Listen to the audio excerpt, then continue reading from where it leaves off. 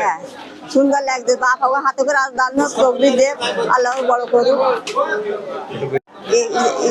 জাহিদ ভাই আমার শাড়ি দিয়েছে, আল্লাহ আবার ভালো করুক।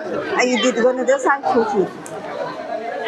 আল্লাহ আছে, কিন্তু আমরা মনে করি আমাদের গরিব দুঃখের পাশে একমাত্র জাহিদ ভাইকে আমরা অনুসরণে পাইছি। শাড়ি, চাল, ডাল, এই যে ঈদের উপলক্ষে যে চাল, ডাল, শাড়ি দিয়েছে মানুষকে, এইগুলো শীত বস্ত্র এবং মানুষের পাশে, এবং ঈদের সময় গোশও দেয়, বকরাতের সময় গোশও দেয়।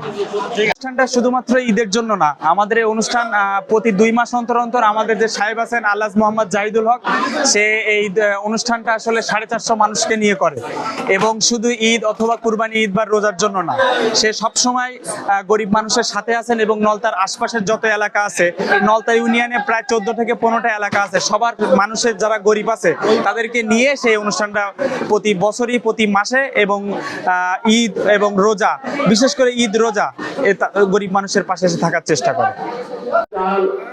Everybody look